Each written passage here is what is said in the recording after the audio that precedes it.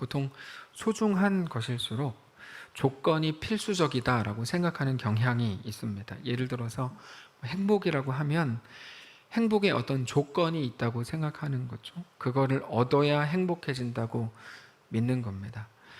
보통 어린아이들이 그런 생각을 많이 하는데요.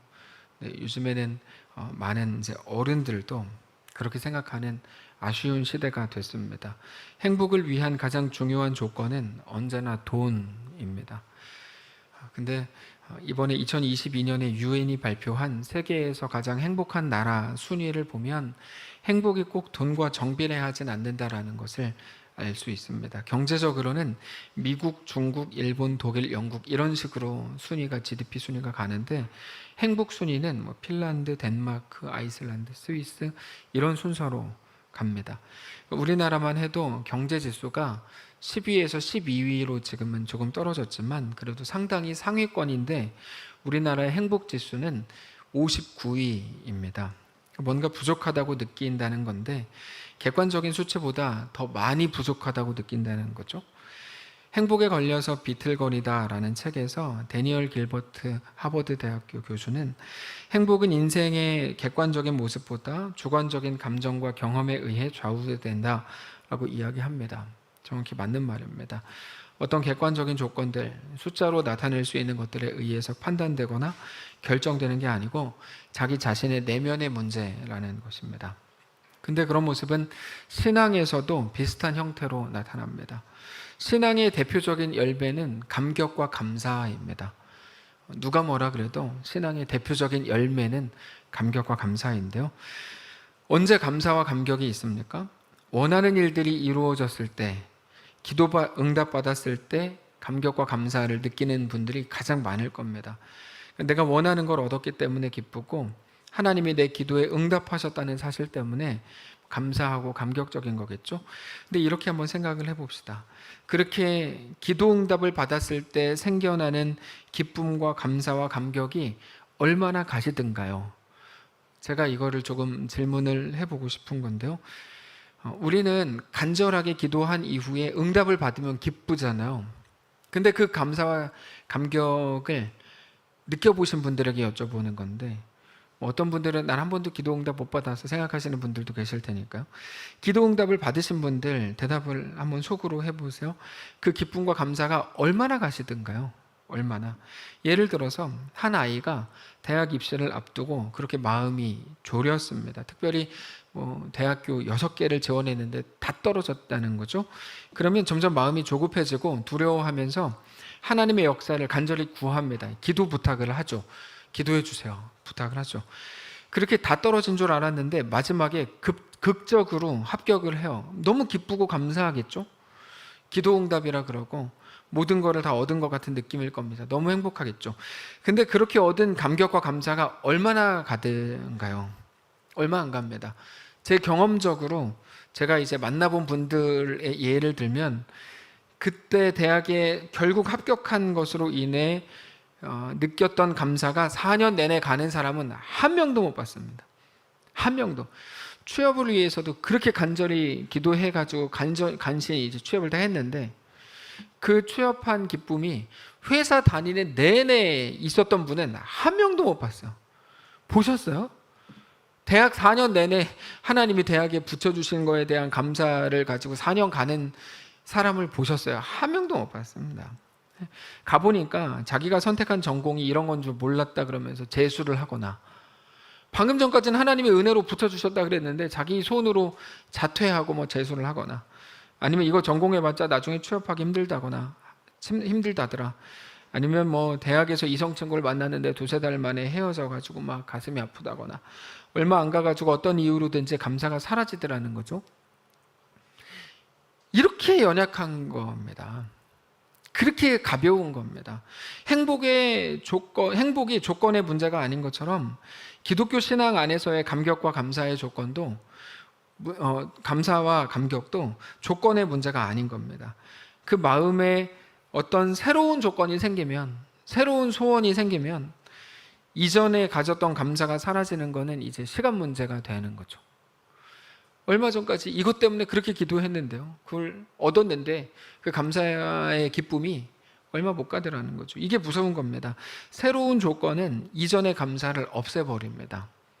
새로운 조건은요, 항상 그런데 이전의 감사를 없애버립니다. 특별히 조건으로 만들어진 감사는 다 그렇습니다. 조건을 채워가지고 얻게 된 감사와 감격은 다 그렇습니다. 새로운 조건이 생길 때 반드시 사라집니다. 모든 가정들이 경험하는 일이 하나, 많은 가정들이 경험하는 일인데, 아이가 태어날 때 얼마나 힘들게 태어납니까? 거의 엄마의 생명과 바꾸면서 아이가 태어난다고 해도 과언이 아닌데, 그렇게 힘들게 아이를 낳았으니까 모든 부모가 다 뭐라 그러죠? 건강하게만 자랐으면 좋겠어요. 그 말이 거짓말이겠습니까? 나중에는 거짓말이 되지만 그게 다 그 순간에는 진심이겠죠. 태어나 준 것만으로 너무 감사하죠. 근데 얘가 어린이집 가고 유치원 가고 학교 가고 학원 가기 시작하면서 비교 대상이 생기는 순간 부모의 마음에 새로운 조건들이 생기죠. 우리 아이가 키도 좀 컸으면 좋겠고 얼굴도 좀 이뻤으면 좋겠고. 저는 이게 왜 중요한지 모르겠어요. 지금도 이게 부모 욕심이거든요. 애가 키가 좀 작으면 그럼 사랑이 안 됩니까? 사랑이 되죠. 그래도 다 부모 욕심으로 막 애를 막 이렇게 꾸미고 저렇게 꾸미고 다 그런 건데, 제발 이런 마음을 좀 없애시면 좋겠어. 우리 교회에도 이번에 막 아기를 갖게 된 젊은 집사님 가정들이 여럿 있는데, 제발 비교하고 제발 자기 자식을 통해서 자기가 조금 뭐라도 되는 것처럼 이런 대리만족을 안 했으면 좋겠어요. 꼴보기 싫어 죽겠어요. 죄송합니다. 옷을 좀 벗어야 돼서 갑자기 더워졌는데 꼴보기 싫어 죽겠어. 좀 모두를 사랑하고, 자, 다 소중한 자식이죠. 근데 우리 애는 악기도 하나쯤 다룰 수 있으면 좋겠고. 제가 얼마 전에 저희 아이한테 한 말이에요. 제가 후회합니다. 야, 그래도 악기는 하나쯤 다룰 수 있어야 되지 않겠냐? 이런 거. 운동도 좀 잘하면 좋겠고, 공부도 잘하면 좋겠고, 성적도 좀 좋으면 좋겠다고 하는 이런 식의 조건이 붙으면서 감사는 서서히 사라지고, 가정에서도 대신에 자녀와의 싸움이 시작이 되죠. 그렇게 새로운 조건들을 계속 갖다 붙이게 됩니다. 그러다가 내가 원한 어떤 조건이 채워지지 않으면 그때부터 불안해집니다. 사실 어떤 것도 상황이나 현실이나 조건의 문제가 아니라는 것을 그런데 우리가 알아야 합니다. 우리가 두려움이라고 할 때, 두려움은 상대의 크기 때문이 아니고 내가 생각하는 나의 크기가 결정합니다. 언제나 그렇습니다. 우리가 아무리 골리앗을 만나도요, 골리앗보다 내가 더 세면 두렵지 않거든요. 객관적인 수치가 아니죠. 그건 다윗이 그랬죠. 근데 아무리 작은 것을 만나도 그것보다 내가 작다고 느끼면 두려워집니다. 일과 상황의 크기가 아니라 결국 나의 크기인 거죠. 깊은 바다를 보면서 어떤 사람들은 야, 너무 멋있다 이렇게 느끼지만 어떤 사람들은 심각한 두려움을 느낍니다. 아무 일도 일어나지 않은 바다 자체인데 그걸 보면서 느끼는 느낌은 서로 다르죠. 어떤 분이 해외여행을 이제 다녀왔는데 태평양에서 그분이 바다 수영을 할 기회가 있었답니다. 수영도 그분이 잘 못하는데 해변에서 노는 게 아니고 바다 한가운데로 배를 타고 들어가서 거기서 이제 수영을 좀 즐기는 그런 패키지였나 봐요. 물론 구명조끼도 입고 나름대로 안전하게 수영을 하는 건데, 그분의 표현대로 말을 옮기면 깊은 바다로 가보니까 바닥 깊이에 따라서 물의 색깔이 정말 다르게 보인대요. 정말 다르게, 당장 서해와 동해가 다르게 보이는 것처럼 물 깊이에 따라 다르게 보인대요. 물이 조금 깊이가 얕으면, 비교적 얕으면 물이 파란색이고 깊으면 검은색으로 보인답니다. 그분 말로는 그래요. 물이 안 가봤으니까 모르지만 그분이 거기서 바다 수영을 하는데 자기 느낌에 정말 조금만 더 가면 거기 검은색이 들어요. 여기는 파란색인데 저기는 검은색인데요. 못 가겠대요. 거기까지 못 가겠대요. 그분이 물에서 깊이까지 들어가는 것도 아니고 물 수면 위에서 노는 거잖아요. 물론 구명조끼 있는 건데 거기까지 못 들어가겠대요. 거기까지만 가면 빨려 들어갈 것 같더래요. 근데 우리가 그런 거죠. 사실 다 똑같은 물인데 어떤 일 앞에만 서도 생각만 해도 너무 두려운 거예요. 그럼 아무것도 못하죠. 사탄이 우리에게 가장 원하는 게 그거라고 말씀을 드렸죠. 겁을 주어서 아무것도 못하게 하는 거야. 사탄이 우리에게 주는 건 겁에 불과하거든요. 겁에 불과한 건데요. 왜냐하면 예수 그리스도가 십자가의 죽으심으로 우리의 운명을 바꾸셨기 때문에 우리에게 다가오는 세상의 모든 위협은 그저 겁주는 거에 불과한데 우리는 거기에 겁먹어서 아무것도 못하는 거죠. 하나님이 원하시는 삶은커녕 사탄과 세상이 원하고 요구하는 삶을 우리가 살고 있는 중이야. 그리스도인의 존귀함 다 잊어버리고 그냥 겁주는 대로. 대표적인 사람이 베드로죠. 바람이 거세게 부는 날 밤에 제자들이 갈릴리 호수를 배 타고 지나가다가 거센 바람 때문에 무서워졌습니다. 그때 예수님께서 제자들이 있는 곳까지 물 위를 걸어서 오셨습니다. 마태복음 14장 25절인데 밤 사경에 예수께서 바다 위로 걸어서 제자들에게 오셨는데 제자들이 그가 바다 위로 걸어오심을 보고 놀라 유령이라 무서워하여 소리질렀다. 방금 전까지는 바다 때문에 무서웠거든요. 근데 이제 예수님 때문에 무서워졌어요. 예수님 때문에 무서워지니까 바다 이야기가 싹 들어갔어요. 우리가 여기가 막 아픈데 여기 아픈 거를 못 느끼는 방법은 더 세게 맞으면 여기가 안 아픈 것과 마찬가지인 거죠. 근데 예수님께서 이렇게 하세요. 즉시 이르시되 안심하라 나니 두려워하지 말라. 제자들은 안 그래도 무서워 죽겠는데 누군가가 물 위를 걸어오니까 깜짝 놀라서 유령이다, 우리말로 이제 귀신이다 놀랐죠. 예수님께서 그들을 안심시키셨는데 그때 베드로가 뜬금없는 말을 합니다. 28절입니다. 베드로가 대답하여 이르되 주여 만일 주님이시거든 나를 명하사 물 위로 오라 하소서. 나도 물 위를 좀 걷게 해주십시오. 예수님이 그 말이 너무 마음에 쏙 들었습니다. 아까도 말씀을 드렸는데요. 세상은 우리에게 겁주어서 다 상황 논리로 겁주잖아요. 이렇게 되면 이렇게 되고 너 나이가 몇 살인데 뭐가 되면 어떻게 되고 어떻게 되고 어떻게 되고 어떻게 돼 얼굴이 어떻고 뭐 어떻게 돼 몸무게 어떻게 막 그러면서 결국에 너는 망했어. 이게 세상 논리거든요. 근데 망하지도 않아요. 지난주 오후에 그때 최영훈 전사님 설교하실 때 그런 말씀을 주셨는데요. 그렇게 해서 그렇지도 않아요. 이렇게 표현을 하시는데 정확히 맞죠. 그게 그렇다 그래서 우리가 그리스도인인 게 아닌 게 되는 것도 아니고 그렇게 돼서 이게 이렇게 되는 것도 아닌데 우리는 매일 걱정하면서 쫄아 살죠. 근데 바다를 보면서 파도를 보면서 베드로가 너무 두려워했었는데 예수님이 딱 오시는 걸 보니까 마음이 이제 안심이 되는 거예요. 그랬더니 베드로가 아무것도 못하던 그가 이제 단지 전 두렵지 않게 됐어요 정도가 아니고 물 위를 걸어보고 싶습니다라고 말했다는 게 예수님에게는 너무 행복한 거죠. 너무 좋으신 거야. 야, 그렇지. 그게 그리스도인의 명예와 영광이야. 그리스도인의 영광과 명예는 바로 그거거든요. 요단강에 발을 내딛는 게 그리스도인의 명예와 영광입니다. 요단강 앞에서 기도 많이 해서 요단강을 없애는 게 영광이나 명예가 아니. 그 기독교인의 능력도 아니에요. 기독교인의 능력은 뭐라고요? 요단강을 믿음으로 걷는 거거든요. 베드로가 그렇게 말하니까 너무 행복했죠. 예수님께서 언제나 그러세요. 우리에게 야, 너 믿음으로 그 일을 했으면 좋겠다라고 늘 말씀을 하십니다.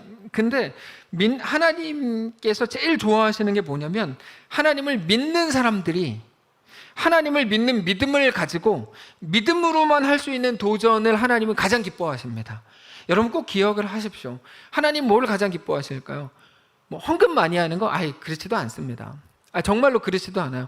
하나님이 가장 기뻐하시는 건 뭐냐면요, 믿는 사람들이 믿음을 가지고 믿음으로만 할 수 있는 일을 하는 거예요. 근데 그 일의 특징이 있어요. 믿는 사람들만 할 수 있는 말과 믿는 사람들만 할 수 있는 선택과 결정은 언제나 항상 똑같은데요, 믿지 않는 사람들이 듣고 보기에 정신 나간 소리처럼 들립니다. 그게 언제나의 공통점입니다. 항상 하나님은 믿는 자에게 항상 그거를 원하십니다. 근데 하나님이 성도에게 그거를 요구하실 때 항상 뭐라고 말하냐면 똑같은 멘트가 있어요. 뭐냐면 이거예요. 내가 너와 함께 한다, 이거예요. 내가 너와 함께 한다는 그 말은 그러므로 내가 너에게 엄청난 도전을 요구한다, 그 말과 똑같은 말입니다. 내가 너와 함께 한다는 말을 들었을 때 여호수아는 넘실거리는 요단강을 믿음으로 건넜고요, 에스더는 죽으면 죽으리이다 하면서 나갔고, 사도 바울은 복음 증거하는 삶을 살았죠. 내가 너와 함께한다, 그 한마디는 무엇에 대한 요구인가 하면 너 그러므로 그 길을 걸어라에 대한 요구입니다. 이 땅에서 세상이 주는 두려움 때문에 모두가 꼼짝 못하고 아무것도 못하고 있는데 하나님을 믿는 사람들은 하나님의 함께하심을 정말 믿었기 때문에 뭐라도 할 수 있는 거거든요. 베드로가 그렇게 한 거야. 주님이 함께하신다면, 주님이시라면 나도 그 길을 걸을 수 있는 거 아닙니까? 나도 걷게 해주십시오. 예수님이 너무 좋으셨어요. 그래서 오케이 이렇게 하셨어요. 그리고 나서 한번 걸어봐 이렇게 하셨어요. 네. 29절입니다. 오라 하시니 베드로가 배에서 내려 물 위로 걸어서 예수께로 갔다. 아마 인류 역사상 딱 한 명이었을 거예요. 너무 영광스럽잖아요. 너무 멋있잖아요. 얼마나 멋있어요. 근데 그렇게 물 위를 잘 걷고 있던 베드로가 갑자기 거센 바람을 보는 순간 물속으로 빠져들어가죠. 30절입니다. 바람을 보고 무서워 빠져가는지라 소리질러 이르되 주여 나를 구원하소서. 여기 보면 우리 조성경에는 세 가지로 나옵니다. 바람을 보았다, 무서웠다, 바람을 보고 무서워 빠져가고 소리를 질렀다. 이렇게 이제 됐거든요. 바람을 보고 물에 빠졌고 소리를 질렀다. 근데 사실은 저기서도 무서워라는 단어가 조금 정확하게 나오긴 하는데 쉬운 성경을 보면 다 정확하게 구분이 4단계로 나옵니다. 이렇게 돼 있어요. 베드로는 거센 바람을 보자 겁이 났고 물에 빠지기 시작하자 소리를 질렀다. 자, 무슨 말인가 하면 하나님이 이제 우리에게 찬양을 받으시기 위해서 우리는 우리에게 있는 두려움을 없애주셔야 된다고 생각을 하거든요. 그러면 갑자기 바람이 왜 불었을까요? 이런 질문을 하게 되는 거죠. 하나님이 정말 우리로 하여금 바닷물 위를 걷게 하시기 원하신다면 바람은 없애주셔야 되는 거 아닌가요? 이게 우리 매일의 불만이거든요. 하나님, 내가 신앙생활 잘하기를 원하신다면 이 바람은 없애주셔야지 신앙생활 잘하죠. 근데 있었던 두려움도 없애주셔야 될 판에 왜 잘 걷고 있는 베드로가 볼 수 있도록 바람을 일으키시냐는 거야. 바람만 안 불었어도 바람을 베드로가 안 봤을 거고, 그러면 겁도 안 났을 거고, 물에 빠지지도 않았을 텐데 왜 그렇게 하시냐는 거죠. 근데 여러분 잘 보시면 바람이 베드로를 시험하려고 갑자기 분 게 아닙니다. 바람이 베드로를 시험하려고 분 게 아니에요. 말씀을 잘 보면 바람은 처음부터 계속 있었어요. 바람은 계속 있었다고요. 24절을 읽지 않았지만 배가 이미 육지에서 술이나 떠나서 바람이 거스름으로 물결로 말미암아 고난을 당하더라. 이렇게 돼 있었습니다. 바람은 처음부터 있었고 베드로를 포함한 모든 제자들도 처음에는 바람 때문에 무서웠어요. 근데 재밌는 거는 베드로가 예수님을 보고 예수님의 능력과 예수님 되심에 집중할 때는 바람이 있는지조차 몰랐어요. 이건 거죠. 그냥 오늘 시원하네, 아니면 오늘은 좀 춥네, 이런 정도인 거지. 바람이라는 게 베드로에게, 예수님 앞에 있었던 베드로는요, 바람은 베드로에게 아무런 영향도 못 줬습니다. 근데 어느 순간 베드로가 바람을 보고 거기 집중하고, 우리식대로 하면 바람을 묵상하니까 이제 이게 문제거든요. 묵상할 게 그렇게 없어서 바람을 묵상하고 있어요. 근데 베드로가 바람을 묵상하니까 그 순간 바람이 베드로를 삼키더라는 거죠. 원래는 있었는데 그거에 영향을 받기도 하고 영향을 받지 않기도 하더라는 거죠. 네. 바람은 관계가 없습니다. 그럼 뭐가 문제일까요? 바람이 아니라 베드로 속에 있는 하나님을 아는 지식이 중요하죠. 무슨 말이냐면, 하나님을 아는 지식이라는 말은 제임스 패커의 그 책 제목인데 사실 호세아 4장에 나오는 표현입니다. 내 백성이 지식이 없으므로 망하는도다. 너가 지식을 버렸도다. 이 지식이 하나님을 아는 지식을 말하는데 하나님이 누구신지 잘 모른다는 거예요. 우리가 하나님을 아는 지식이라 그럴 때 그 말은 당신이 믿는 하나님이 누구냐, 이런 말입니다. 이스라엘 백성들은 계속 하나님을 섬겼습니다. 근데 하나님이 누구신지, 어떤 분이신지 모르고 남들을 따라서 율법대로, 교훈으로 하나님을 섬겼습니다. 이제 그러지 말고 생각을 하라는 거죠. 어떤 생각을 합니까? 네가 믿는 하나님이 누구시냐를 대답할 수 있어야 된다는 겁니다. 대답할 수 있어야 된다. 우리는 상황을 늘 이야기하잖아요. 그리고 마지막에 쓰셔야 돼요. 너가 믿는 하나님은 누구냐? 거기에 대한 대답을 써야죠. 거기에 대한 대답. 그러면 상황으로 끝나지 않을 수 있거든요. 이게 너무 중요합니다. 정말로 어떤 하나님을 믿고 있는가? 우리의 영적 현실은 내가 알고 믿는 하나님에 따라서, 다시 말해서 내가 믿는 하나님의 어떠하심에 따라서 우리의 오늘의 삶의 태도와 감정과 특별히 내 앞에 있는 상황에 대한 우리 반응이 달라집니다. 하나님을 아는 지식이 우리의 영적 현실을 만든다는 말입니다. 바람은 처음부터 있었는데 바람이 얼마나 더 거세졌는가, 또는 얼마나 잔잔해졌는가, 이런 문제가 아닙니다. 처음부터 존재했던 바람 앞에서 하나님을 아는 지식, 베드로가 아는 하나님의 크심에 따라서 베드로의 감정과 두려움과 평안함이 결정되더라는 거죠. 우리는 질병의 문제라고 생각하고요, 자녀의 문제라고 생각하는데요, 더 정확하게는 내가 믿는 하나님의 크기의 문제인 겁니다. 두려움에 대한 설명이나 그런 어떤 설득이나 이해가 필요한 게 아니고 하나님에 대한 굴복과 엎드림과 경배가 필요한 겁니다. 성경은 그거를 보고 회복이라고 불러요. 우리가 회복에 대해서 많이 오해하시는데요. 회복은 어려움이 풀리고 상황이 어떻게 바뀌는 게 회복이 아닙니다. 회복은 뭐냐면 내가 하나님 앞에 엎드리게 되는 게 회복입니다. 그게 성경적 회복입니다. 회복은 상황이 좋아지는 게 아닙니다. 회복은 내가 이제 비로소 하나님을 보고 하나님을 알게 되는 겁니다. 피조물이 피조물의 자리로 되돌아가는 겁니다. 누가 나한테 어떻게 했고 그래서 서운하고 기분 나쁘고 그런 문제가 아니고 내가 누군지, 하나님은 누구신지, 하나님의 은혜는 뭔지를 정말로 아는 겁니다. 그러면 모든 것들을 다르게 보이고 다르게 해석됩니다. 그런 경험 있지 않으세요? 예수 믿지 않는 사람들 혹은 예수 믿는다고 하면서도 어떤 사람들과 대화하는데 너무 해석이 다른 거예요. 그런 경험이 있지 않으세요? 같은 일을 보고 어떻게 저 사람은 저렇게 다르게 보지? 어제 어떤 분과 대화하는데 그분이 잘 아는 분이 스스로 목숨을 끊으셨어요. 그래서 가슴이 아프다 그러면서 대화를 쭉 하는데요. 그분이 이렇게 말씀하셨어요. 자기가 그분에 대해 오랫동안 알았고 나름대로 이제 잘 안 돼요. 근데 그분이 정말 많은 거를 가졌대요. 얘기 들어보니까 자식도 대기업에서 오랫동안 있어서 지금 월급을 많이 받을 수밖에 없고 며느리도 이렇게 하여튼 공무원으로 오래 있어가지고 이렇게 여러 가지 그 다음에 너무너무 잘했다는 거예요. 자기가 볼 때. 근데 어떤 거가 하나 딱 걸려가지고 거기서 헤어나오질 못하시다가 이렇게 이제 유서를 남기고 이렇게 했답니다. 그러면서 그분이 하시는 말씀이 그분이 예수를 믿었다면 이 말씀을 하시더라고요.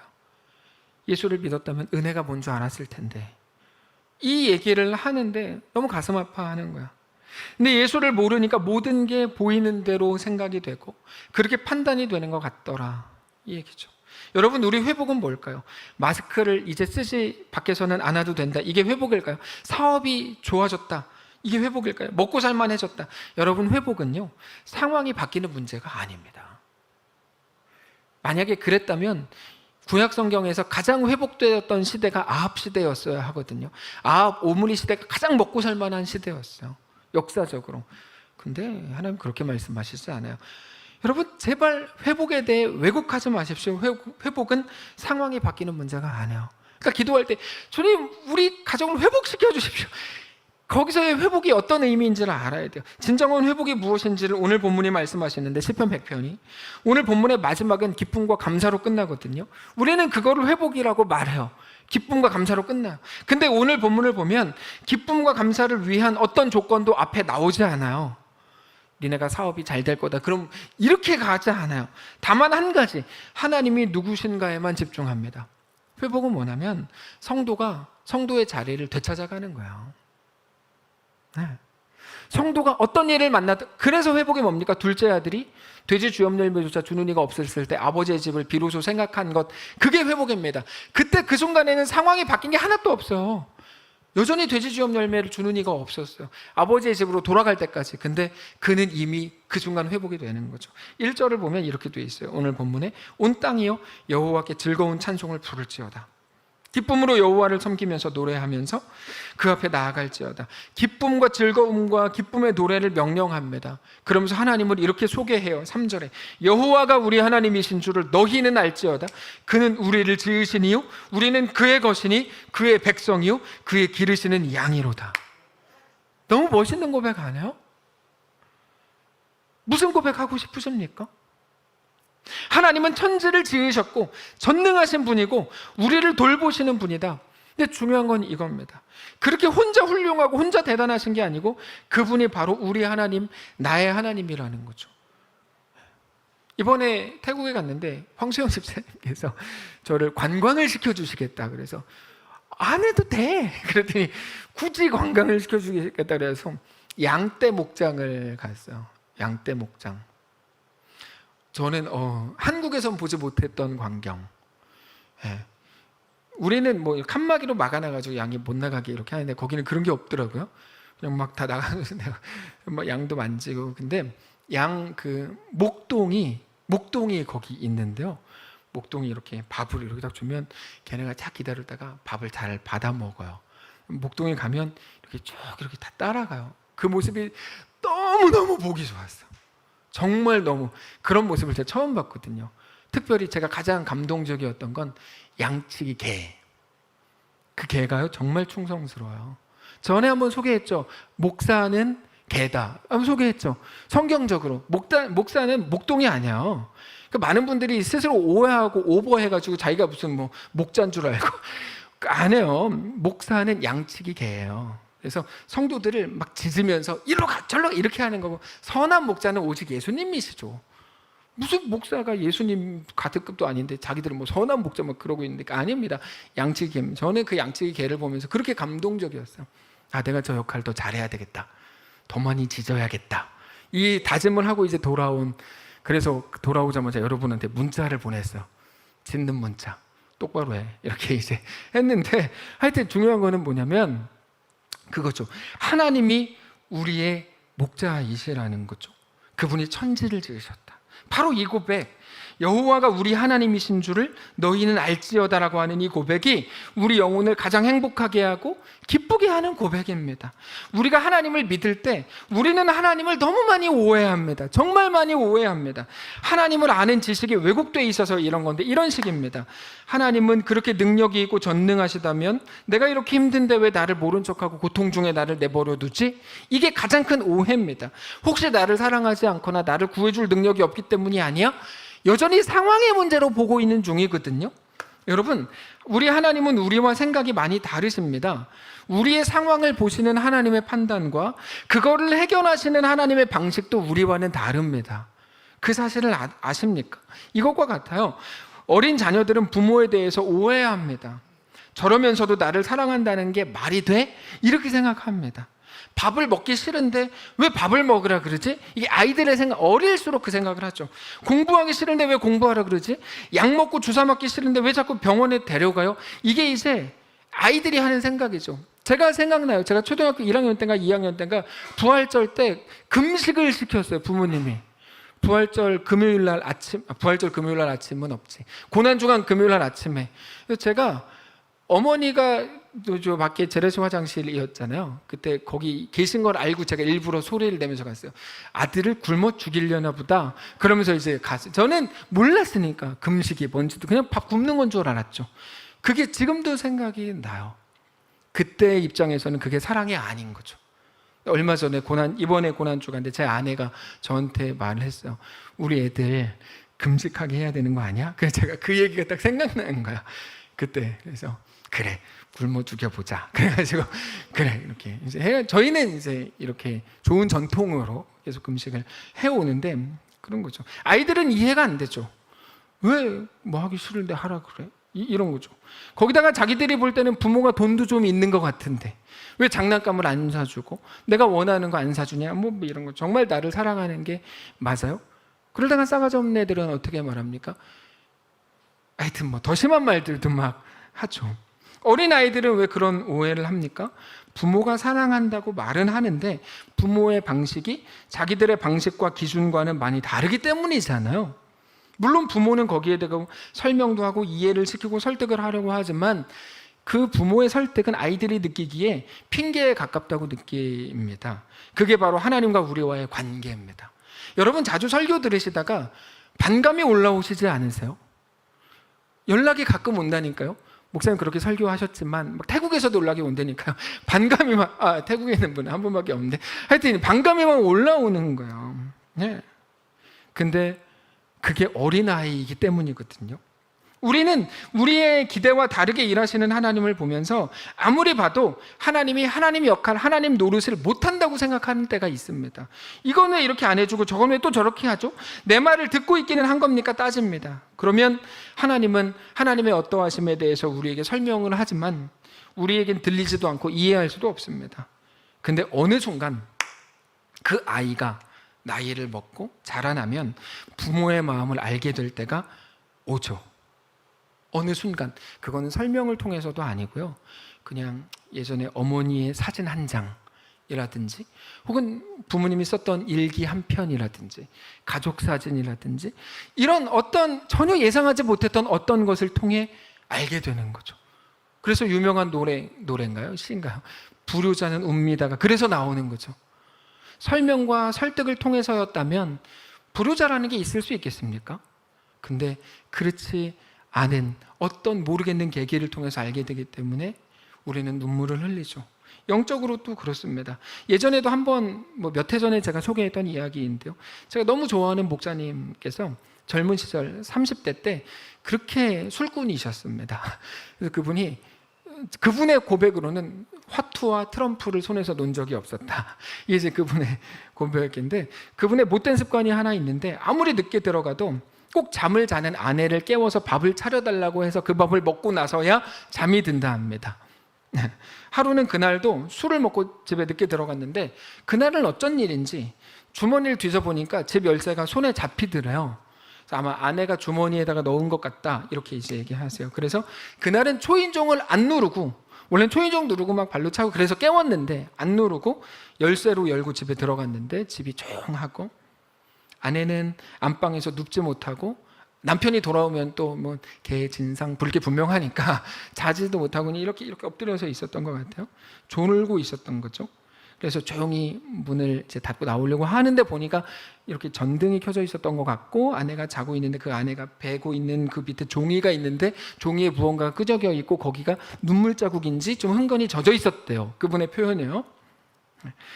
그래서 거실로 나오려고 하다가 그거를 보고 아내가 무언가를 적어 놓은 거를 이제 이렇게 읽었어요. 이분이 한 번도 그 이후로도 아내 거를 읽어본 적도 없고 그 전에도 읽어본 적이 없는데 그날만 읽었대요.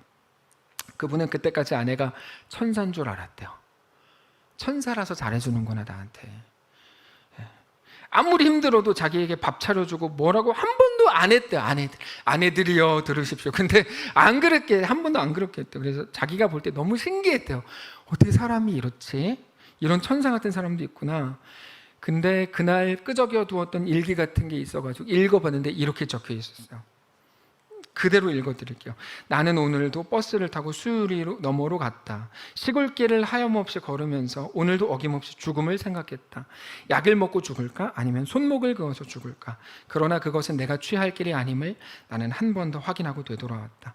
나를 살리기 위해 십자가에서 돌아가신 주님께서 주님의 뜻을 위해 내게 주신 남편이므로 나는 사랑해야만 한다. 나는 할 수 없지만 주님께서 사랑하라 명하심으로 나는 사랑해야만 한다. 주님 도와주세요. 나의 약함을 주님께서 잘 아시잖아요. 이게 그분의 그날의 일기였던 거예요. 천사였는 줄 알았는데요, 천사가 아니고 성도였던 거예요. 구분되세요? 천사와 성도가. 성도는 성도의 길, 예수의 길을 걷는 자가 성도고요, 천사는 그냥 태생적으로 착한 사람인가 봐요. 아내의 글을 읽었을 때 그분은 아내가 불쌍해서 울고, 자기가 14살 때 아버지를 여위고 6남매를 혼자 길러주셨던 어머니가 불쌍해서 울었대요. 그분이 이렇게 썼습니다. 그 남자분이 쓴 거예요. 이 글을 읽고 저는 도저히 잠을 잘 수가 없었습니다. 심장이 멎는 것 같았고 귀에서는 커다란 북소리가 울렸습니다. 저는 노트를 내려놓고 서재로 들어가 소리를 죽여가며 얼마나 울었는지 모릅니다. 제가 이 세상에 태어나서 처음으로 제 자신의 적나라한 실상을 똑바로 발견했기 때문입니다. 제 아내는 오직 저 한 사람을 믿고 자신의 인생을 제게 맡겼습니다. 그러나 그 아내가 나로 인하여 죽음을 생각하고 있을 때 나는 도대체 무엇을 하고 있었던가?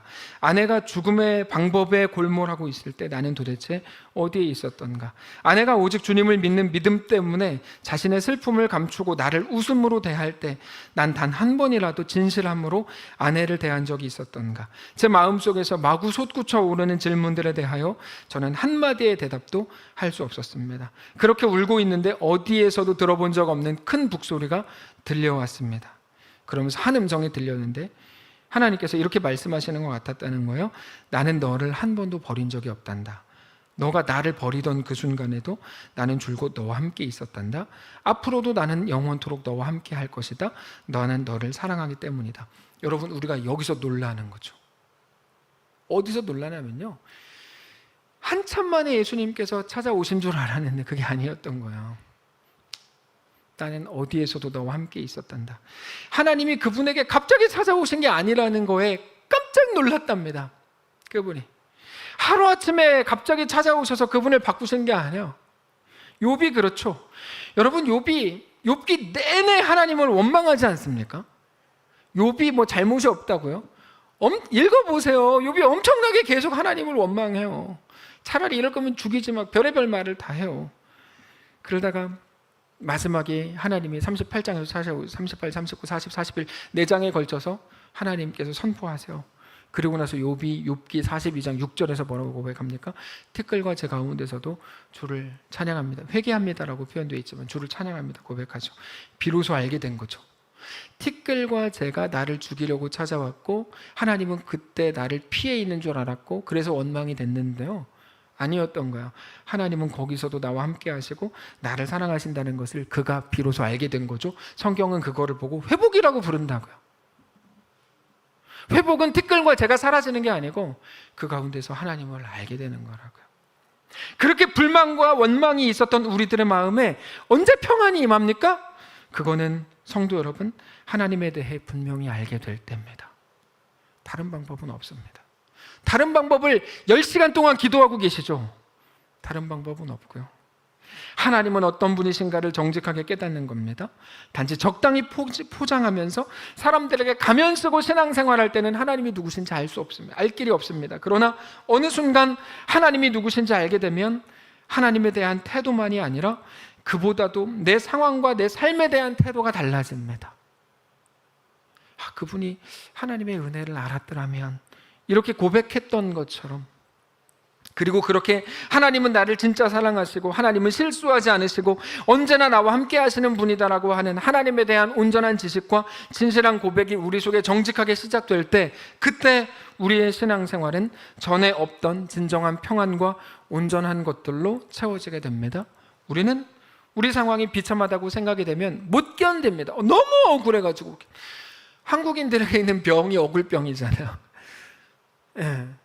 나 혼자는 못 죽어. 이게 이제 많은 사람들이 가진 생각이거든요. 예. 그래서 뭐라도 해서 같이 죽으려고 하는 건데, 왜 나만? 그러면 설명이 필요할 것 같아요. 누구라도 나서 설명을 해줘야 돼요. 네, 아닙니다. 그때는요, 어떤 말로도 어떤 설명으로도 되지 않습니다. 말하는 족족 다 쳐내거든요. 완전하신 하나님 앞에 하나님의 나의 하나님 되심에 대한 엎드림과 인정이 필요할 뿐입니다. 그래서 오늘 본문도 사람들을 붙잡고 하나님 이런 분이시다 설득하거나 설명하지 않아요. 그냥 선포합니다. 시편 100편의 특징이에요. 그냥 선포합니다. 특별히 우리가 어떤 식으로든지 위기 속에 있다면 더욱 그래야 됩니다. 왜냐하면 우리가 위기 속에 있으면, 이게 재밌는 건데요, 위기 속에 있으면 점점 교만해져요. 사람은. 이게 되게 재밌는 겁니다. 위기 속에 있으면 내가 하나님을 이해해 보겠다라는 교만이 싹 틉니다. 100% 그렇습니다. 아무리 생각해봐도 하나님이 이해가 안 되거든요. 그러니까 하나님을 이해해 보겠다 그러면서 결국 하나님께 나아가서 나를 이해시켜 보십시오라고 따집니다. 그러나 그렇게 위기의 순간을 지나고 계시다면 하나님이 왜 이렇게 하시는가라고 하는 하나님에 대한 이해가 아니고 더욱더 하나님의 나의 하나님 되심과 하나님의 선하심과 완전하신 사랑과 성실하신 그 긍휼에 대한 인정과 엎드림과 굴복이 있을 때, 우리는 그때 비로소 우리 속에서 진정한 회복이 시작이 된다는 걸 여러분 꼭 기억하셔야 됩니다. 하나님은 우리에게 회복을 원하시고요, 회복의 방식은 피조물이 피조물의 자리로 돌아가는 겁니다. 상황의 문제가 절대로 아닙니다. 하나님 앞에 나아가서 주님, 내가 다 알지 못하지만 내가 모르는 건 내가 머리가 나빠서일 겁니다. 내가 이해 못해도 상관없습니다. 주님이 나보다 더 옳습니다. 주님이 나보다 더 선하시고 나보다 더 완전하십니다. 나는 주님을 믿습니다. 하나님의 때 하나님의 방식으로 내 삶을 만들어 나가 주시기를 소원합니다. 이렇게 하나님의 하나님 되심에 대해 고백하고 인정하고 무릎을 꿇을 때, 그때 그 순간 우리가 어떤 상황 속에 있다고 하더라도 우리 속에서 기쁨과 감사가 이제 시작될 것을 믿으시기 바랍니다. 결국 그 문제인 거죠. 성도됨을 회복하시길 바랍니다. 그게 4절입니다. 감사함으로 그의 문에 들어가며 찬송함으로 그의 궁정에 들어가서 그에게 감사하며 그의 이름을 송축할지어다. 저는 오늘 말씀을 묵상하는 내내 너무 좋았던 이유가, 믿지 않는 사람들, 근데 믿고 싶다고 말하는 사람들이 매일같이 무슨 말 하던가요? 나에게 설명을 좀 해주십시오. 그럴듯한 설득력 있는 말들로 나를 이해시켜 주셔야 내가 믿을 거 아닙니까? 다 그렇게 얘기하잖아요. 다 그렇게 얘기해요. 아니면 그러니까 우리가 또는 성경이 하나님이 뭔가 부족해서 자기들이 믿지 못하는 거라고 핑계하는데요, 오늘 본문이 너무 좋았던 이유는 설명과 설득이 아니라 선포로 이끌어가기 때문입니다. 여러분 상황을 보면서 생각을 하십시오. 당시 상황이 이렇고 감정이 이렇고 이건 이렇기 때문입니다. 심리학은 이렇게 접근하는데요, 성경은 그렇게 접근하지 않아요. 욥기를 보는 것 같아요. 말씀드렸지만 욥이 37장 올 때까지 계속 욕하거든요. 계속 욕해요. 네. 친구들에게 너네는 왜 이해 못하냐? 그럼 친구들도 또 너는 또 뭐 잘했냐? 계속 싸우는데요. 그런 많은 말들로 욥은 하나도 회복이 안 됩니다. 근데 38장에서 하나님이 나타나시고, 그리고는 친구들이 못했던 설명을 보충 설명하시지 않고 아주 무서운 소리로 폭풍우 가운데 말씀을 하세요. 네가 감히 나를 이해한다고? 그러면서 시작하세요. 내가 천지 창조할 때 있었어? 네가 나를 안다고 떠들어? 이게 하나님의 말씀이었어요. 4장에 걸친 선포. 기독교의 하나님은 설득이 아니라 선포를 하세요. 근데 그게 귀한 거죠. 그때 욥이 깨닫고 이렇게 고백하죠. 욥기 42장 5절입니다. 내가 주께 대하여 귀로 듣기만 하였사오나 이제는 눈으로 주를 배움나이다.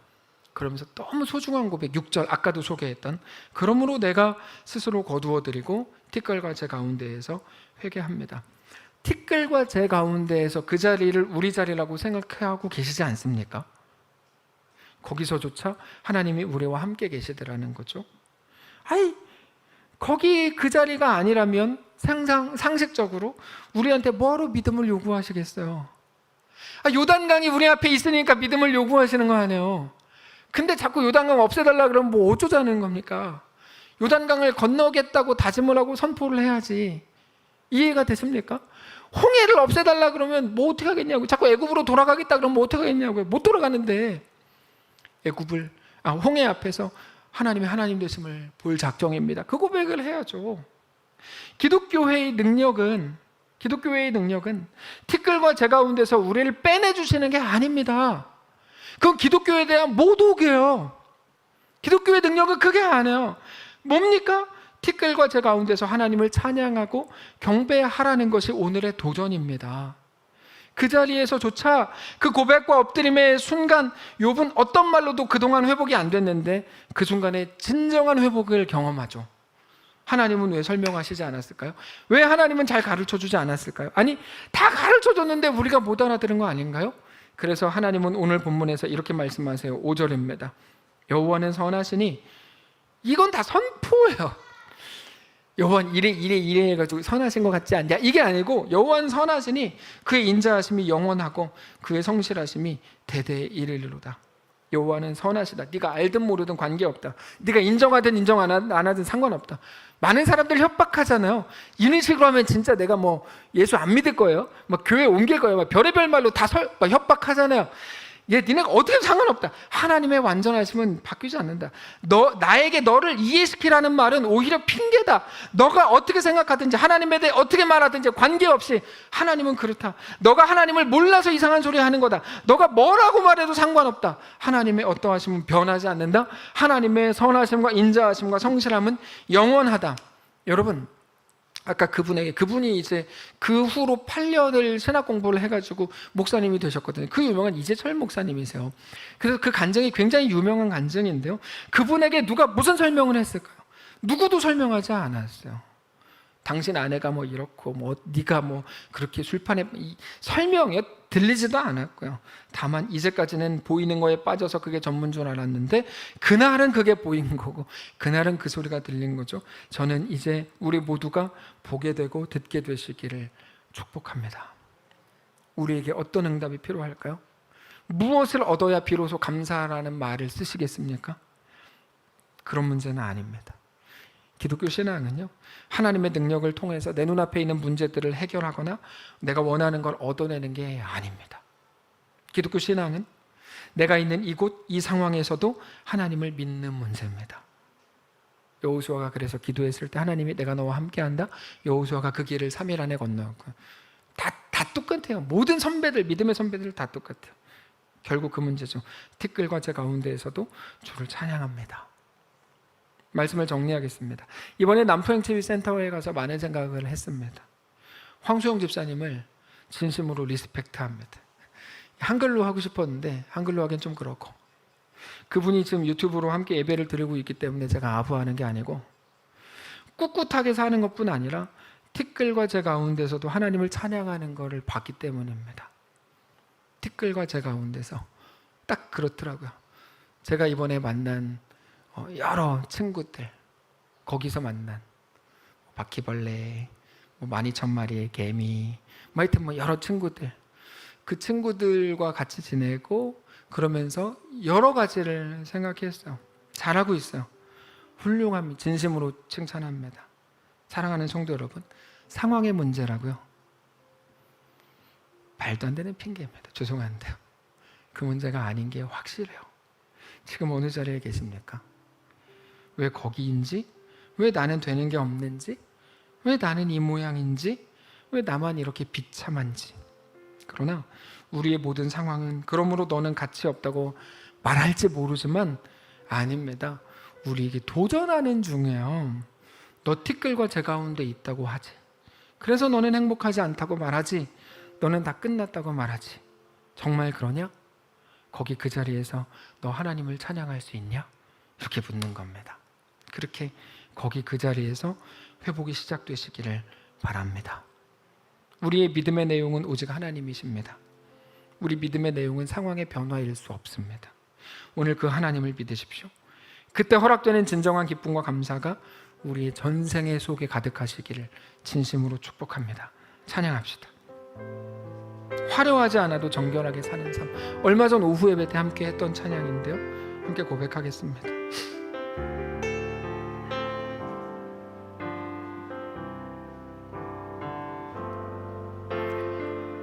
화려하지 않아도 정결하게 사는 삶. 가진 것이 적어도 감사하며 사는 삶. 내게 주신 작은 힘 나눠주며 사는 삶. 이것이 나의 삶의 행복이라오. 눈물 날 일 많지만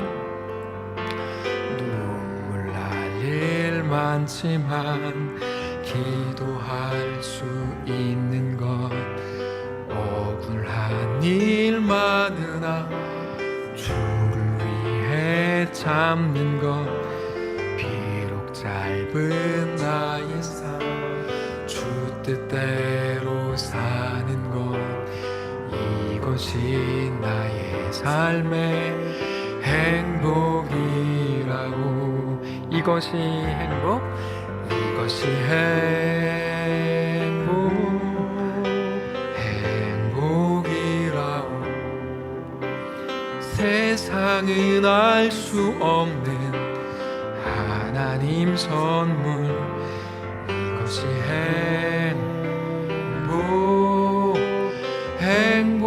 행복이라고. 하나님의 자녀로 살아가는 것. 이것이 처음부터 다시 한번 합시다. 화려하지 않아도 정결하게 사는 삶. 화려하지 않아도 정결하게 사는 삶. 가진 것이 적어도 감사하며 사는 삶. 내게 주신 작은 힘 나눠주며 사는 삶. 이것이 나의 삶의 행복이. 눈물 날 일 많지만 기도할 수 있는 것. 눈물 날 일 많지만 기도할 있는 것. 억울한 일 많으나 주를 위해 참는 것.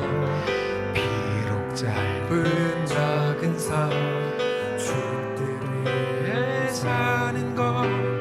이것이 나의 삶의 행복이라고. 이것이 행복, 이것이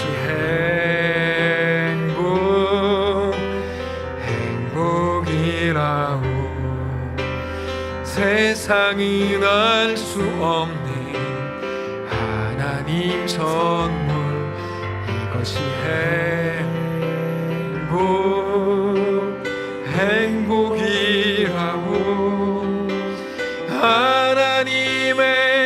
자녀로 살아가는 것, 이것이 행복이라오.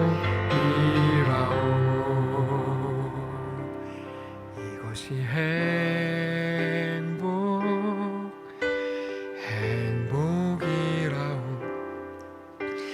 세상은 알 수 없는 하나님 선물, 이것이 행복이라오.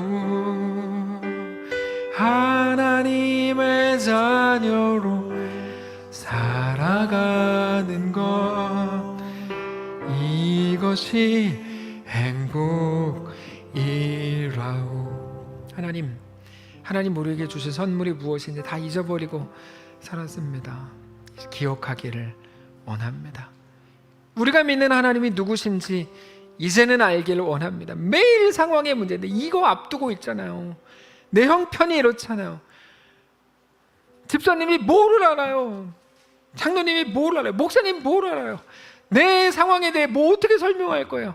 아니요. 티끌과 제 가운데에서도 주님을 찬양합니다.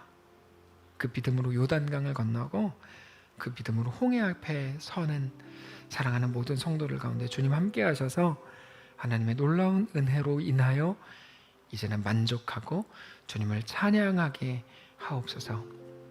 힘겨움을 겪는 모든 사랑하는 믿음의 가정들 주님 돌보셔서 그 가운데 성도의 자리를 그 속에서 회복하게 하시고 우리 주님이 주시는 참 평안과 은혜에 대한 깨달음으로 우리가 어떤 상황에서도 나를 구원하신 하나님의 놀라운 사랑으로 인하여 만족하고 감사하고 기뻐하는 모든 성도를 다 되도록 축복하시옵소서.